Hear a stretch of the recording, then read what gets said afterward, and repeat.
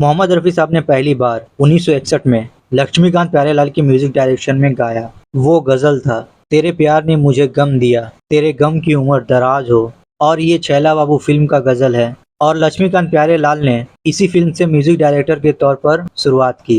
लेकिन ये फिल्म 1967 में रिलीज हुई। तो जब लक्ष्मीकांत प्यारेलाल इस गजल के सिलसिले में मोहम्मद रफ़ी साहब से मिले तो उन्होंने मोहम्मद रफ़ी साहब से कहा, रफ़ी साहब हमारे लिए ये गज़ल गा दीजिए। प्रोड्यूसर की चाहत है कि सिर्फ आप ही ये गज़ल गाएं ताकि इसमें मनचाहा नतीजा हो, मगर इस प्रोड्यूसर के पास इतने पैसे नहीं हैं आपको देने के लिए। तो ये सुनकर मोहम्मद रफ़ी साहब फौरन गाने के लिए तैयार हो गए। तो जब इसका रिकॉर्डिंग हो गया तो फिल्म मेकर ने मोहम्मद रफ़ी साहब को बड़ी खामोशी से 1000 रुपया थमा दिया। तो मोहम्मद रफ़ी साहब ने उस पैसे को ले लिया और उस पैसे को फौरन ही लक्ष्मीकांत प्यारेलाल को दे दिया और कहा, जाइए आप दोनों अपने लिए मिठाई खरीद लीजिए। ये आपका इनाम है आपके प्यारे कंपोजिशन के लिए। ये मोहम्मद रफ़ी साहब हैं जिन्होंने कई म्यूजिक डायरेक्टर और प्रोड्यूसर का इसी तरह मदद किया है। इसके बाद मोहम्मद रफ़ी साहब ने 1963 की फिल्म पारस मनी में लक्ष्मीकांत प्यारेलाल के म्यूजिक डायरेक्शन में 2 गाने गाए, वो जब याद आए बहुत याद आए और रोशन तुम्ही से दुनिया।